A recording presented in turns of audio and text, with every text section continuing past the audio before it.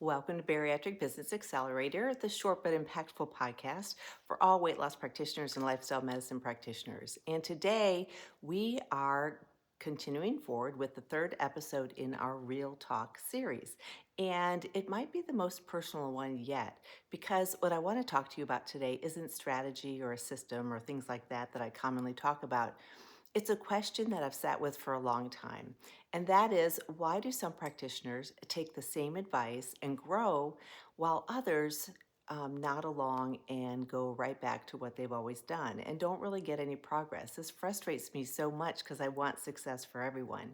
It's not intelligence, it's not resources that are available, it's not even really time, although that's almost always what gets blamed for it. It's something else, I think, and I want to name it.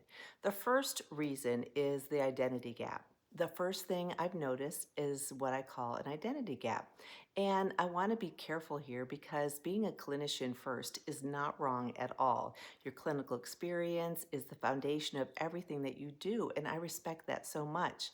But here's a version of it that quietly works against you in your business. It sounds like this.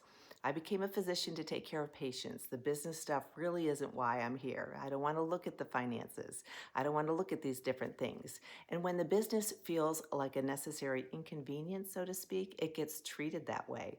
And strategy sessions that we may have get postponed, financial reviews get skipped, systems never quite get built or implemented. The practitioners I see grow are the ones who've made peace with the idea that running a great practice is also part of their mission, not instead of patient care, alongside of it.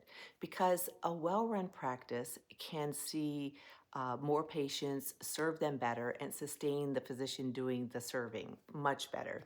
That reframe makes a significant difference. The second reason is the I'll get to that cycle. The second pattern that you may recognize immediately is that there's always something more urgent than strategic work. And always a patient to see, a call to return, a fire to put out. And so the things that matter most for long term growth get pushed to when things slow down. I'll take care of that. But things don't typically slow down. If your practice is reactive by design, if there's no protected time for strategic thinking for you, it will stay reactive. The urgent will always crowd out what's really important. The practitioners who grow treat their strategic work with the same seriousness as their clinical calendar. They schedule it, they protect it, and they show up to it even when something else is competing for their attention and time. That discipline is one of the clearest predictors I've seen of who moves forward and who stays stuck.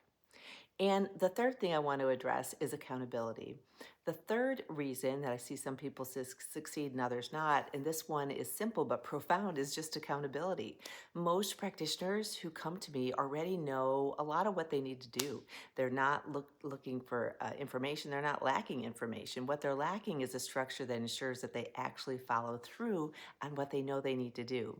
When you're accountable to someone outside of yourself, a coach, a peer group, even a trusted colleague that you've made a commitment to, your follow through rate goes up dramatically. Not because you weren't capable before, but because human beings are wired differently when someone else is watching. When the next conversation starts with, did you do what you said you were going to do?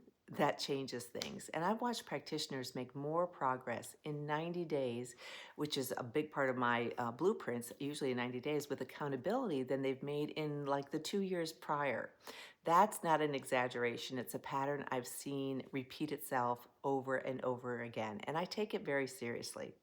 So, what the successful practitioners have in common is that they actually share these traits. Here's my honest answer: they're coachable, not passive. They push back and ask hard questions, but they're genuinely open to seeing their practice differently. They act on imperfect information. They don't wait until every condition is perfect and ideal. They understand that momentum matters and that waiting for the perfect moment is usually just a more controllable version of not doing it at all.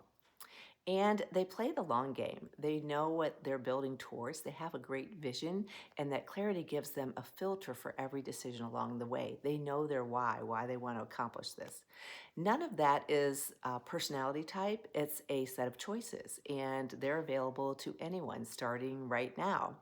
So, I've done three parts of this series of things that I've seen, sort of real talk in terms of practices and growth of practices. And this one wraps up this real talk series. And I hope these three episodes have given you something very useful, not something to feel bad about by any means, but something to act upon. And if you're ready to work on this together, my VIP business building blueprint is designed exactly for practitioners who are ready to step up and stop running on autopilot. They want to find that you can find that under the work with me at my website, weightlosspracticebuilder.com. If you're just getting started and you're not ready for anything like that, I've got membership and also free resources, so many of them at weightlosspracticebuilder.com/free.